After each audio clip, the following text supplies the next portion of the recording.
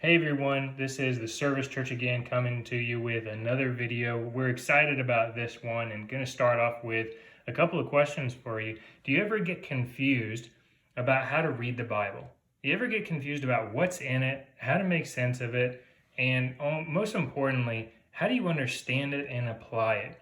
Well, this is part 2 of our series on how to read the Bible. We started off the series, and you can check out the video of how to read the Bible. We started off with, well, what is the Bible? And we went through what's in it. So click on the link in the description, and that'll take you to that video and get you jump started. This is part 2. And in part 2, we're going to answer some simple questions. First off, what are books of the Bible? You may have heard this term, books of the Bible. And so some of you may be really familiar with what this is, and others may not. And so we're going to go through what is a book, what is a verse. Whenever somebody quotes a passage from the Bible and they say that I'm quoting this verse, then what is that? And what is the relationship, the interaction, I guess, between books and between verses? So that's what we're going to cover today. We are the Service Church. The Bible says that serving others is the quickest path to transformation and healing. 45 years ago, God gave a man we know principles from the Bible that have transformed tens of thousands of lives. These simple, practical principles and tools set people free from guilt, fear, anxiety, and depression, and we are dedicated to sharing these principles and tools throughout the world. So again, today is part 2 of our series on how to study the Bible. The first question we're going to answer is, what are books of the Bible? And so I'd like you to just think about for a second, what is your favorite book of all time? Right? Some of you may say Harry Potter, for instance. I like biographies and business books, but you may really like books like Harry Potter. A book like Harry Potter is in most books have what's called chapters in them, all right? And so whenever we look at the Bible, and we talked about this a little bit in our first video, but whenever we look at the Bible, we see these books in it. And you can see in the table of contents all these different books. And it almost looks like these are different chapters of the Bible, but these are books in the Bible. And so, for example, the book of Romans is a great example right here. Going to turn the camera over to it. You can see the book of Romans right here. So that's an example of a book in the Bible. And then there are chapters within each book. So let's just say that I want to go to, Genesis. And I'll just flip randomly over to Genesis. Well, this first little number right here, that's chapter 1. And so what you see is that the Bible is broken up into different books, and then each book is broken up into different chapters. And so we'll get into that here in just a little bit. But one of the things that I want you to see is that, look at this. Essentially what you're saying and what we're saying is that the Bible is a collection of books. Think of it as a library. So the Bible is another way of saying this. If you want to follow along with me, the Bible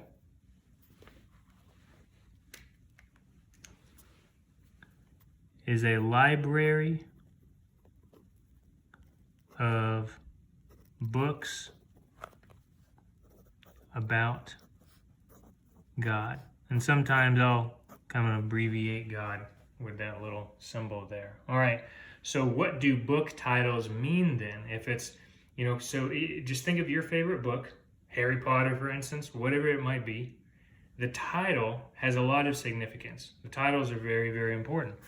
And so just like any other chapter book that you know and that you read, then the book of the Bible really relates to, or the book title, what does the title mean? Really relates to the book's purpose. So each title is very specific and intentional. Let's take, for instance, Romans. I had that example earlier. And what I want you to see is Romans is written to people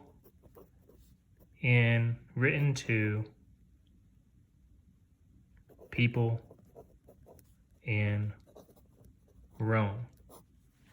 And if you're thinking that place out in Italy that you've heard of before, that's exactly what we're talking about here. This was written a long time ago by a guy named Paul. It's just a letter of instruction and help to these people who were in Rome at the time.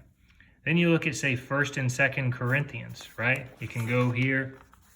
You can see 1 Corinthians right there. And then 2 Corinthians is on the next page, or at least you can see it on the next page. And what is 1st and 2nd Corinthians? Well, let's, if the book of Romans was written to people in Rome, then 1st and 2nd Corinthians was written to people in a place called Corinth. All right? Then there's books like 1 Peter, right? Sometimes they have a name in them. And that can be, it can either be written to a person named Peter, or it can be written by a person named Peter. And so this one in particular, written by Peter. And if you know anything about the apostles or Jesus's disciples, then you'll kind of recognize that name, Peter. And that's actually Peter, Jesus's disciples. If you ever heard of the guy who denied Jesus 3 times, that's him. So he ends up writing a book, actually a couple of books that are in the Bible. 1 Peter, and the 1 right there means that it's the first letter written by Peter. All right, let's keep going. Another example here is Genesis. And Genesis just simply means the beginning. And I referenced Genesis just a minute ago, but why is it called Genesis? Because Genesis means the beginning.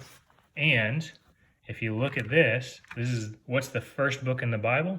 It's Genesis. So Genesis is the beginning of the Bible. And in fact, so it's not just the fact that it's called, that it's the beginning of the Bible, but it's actually the Genesis. It talks about the Genesis, the beginning, the origin of all life, everything and how it started and how God created the world. And then finally, this book called Proverbs. And Proverbs just simply means advice. So the whole point here is that book titles mean something.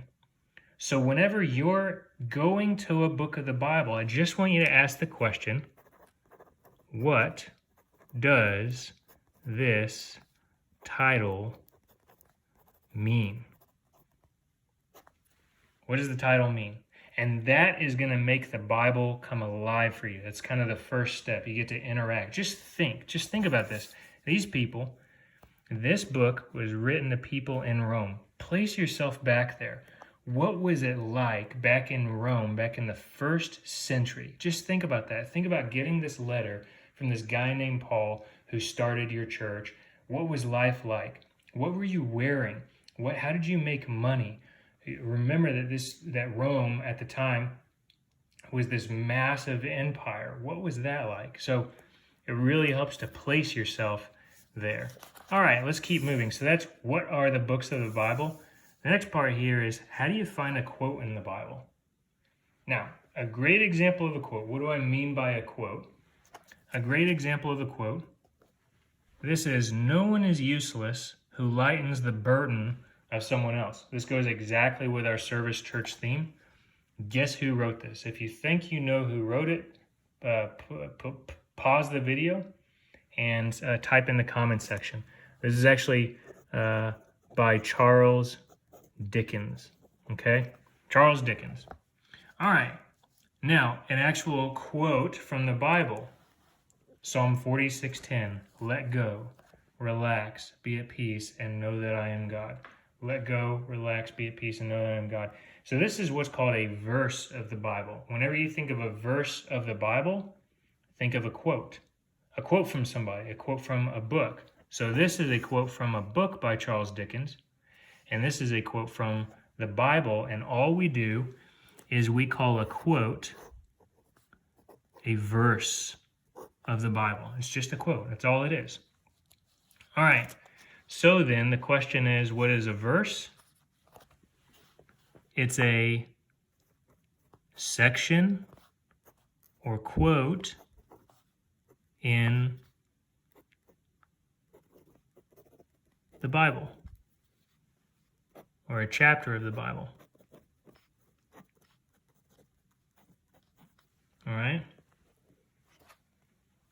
So to use our Genesis example that we saw earlier, if it was Genesis 1, let's go over to 11. This little 11 means that this is verse 11 of chapter 1 of Genesis. That's all that means.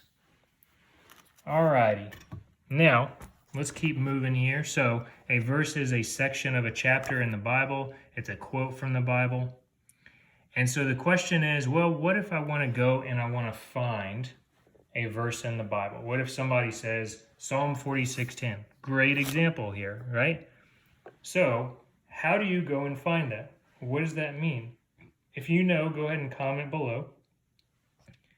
But I want to show you a simple system that the Bible is set up with that makes this very, very simple. Let's say that I want to find Psalm 46:10. And it's this simple system called the book, chapter, verse system. And all we have to do is whenever we want to find something, find a passage or a verse or a quote, all we got to do is ask three simple questions. When you want to find a quote in the Bible, ask yourself three simple questions. What book of the library is it in? Remember that the Bible is a library of books about God. What chapter of that book is it in? And then what verse in the chapter is it in? All right, that's all it is. Book, chapter, verse. What book of the library is it in? What chapter of that book is it in? And then finally, what verse of the chapter is it in? Let's go through a couple of examples here.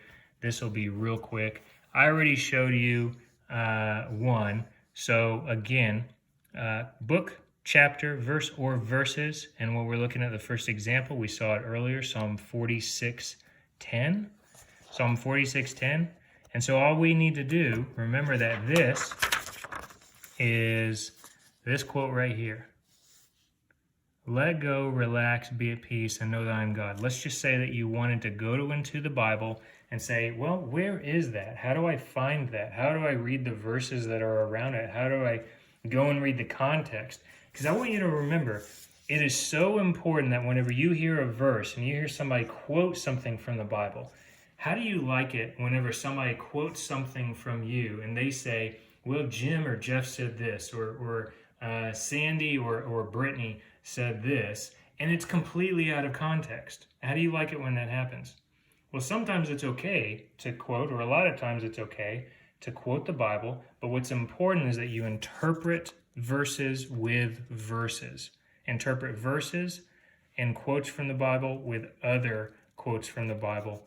And so in other words, we want to go and we want to see, okay, what does let go, relax, be at peace? What exactly does that mean in the passage? And if you'd like me to, I can actually dive into that specific verse. Just put comments below and let me know, but we're going to go through this real quick. All right, so we're not going to actually turn to the pages in here, but what I want to do is I want to say, okay, Psalm 46:10. First, what's the book? All right, well, the book is Psalm, and you can see this kind of in green here. All right, pretty simple for us. The chapter then, chapter 46. All right, remember, we say, what's the book of the library that it's in? What's the chapter? And then finally, what's the verse? And this is really where the quote is. And I know I said I wouldn't do this, but I'll do this real quick. And let's just go ahead and find this puppy. All right, so we want to find Psalm 46:10, and we'll start with the table of contents.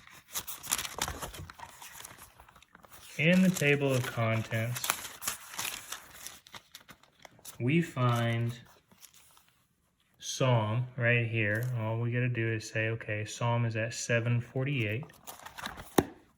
You can see the numbers, page numbers right there. 748.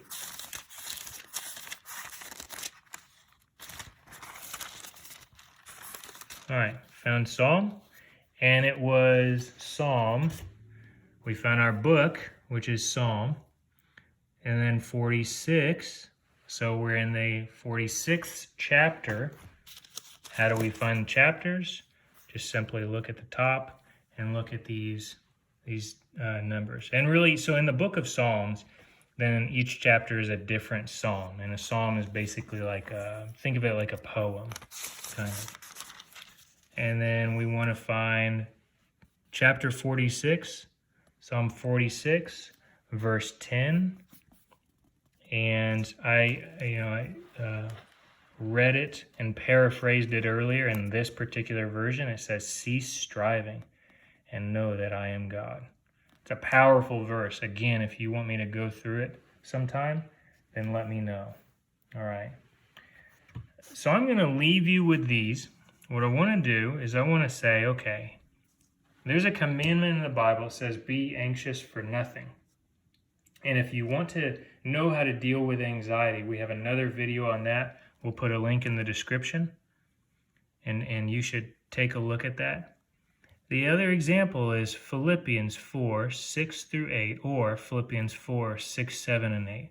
Now, what I'd like you to do is on your own, go ahead right now and look at take the book, chapter, verse system.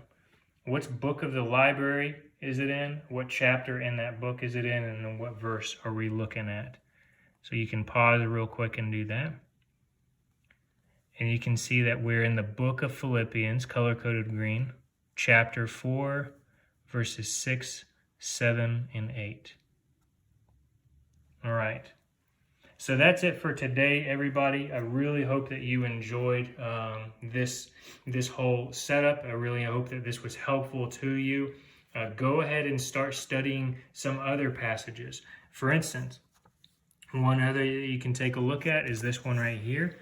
Jesus spoke to them and said, "I am the light of the world. Whoever follows me will not walk in darkness, but will have the light of life." So what I'd like you to do is, you have the quote. You also have Google. So go ahead and go Google this, and then type in the comments below what verse, what quote, where does this come from? What book, what chapter, what verse does this come from? All right, everybody. Great talking with you again. Please, if you liked this video, please like it so that the YouTube algorithm knows to share it with other people and they learn how to read and study the Bible. And don't forget to subscribe to get more videos like this. Looking forward to talking with y'all later.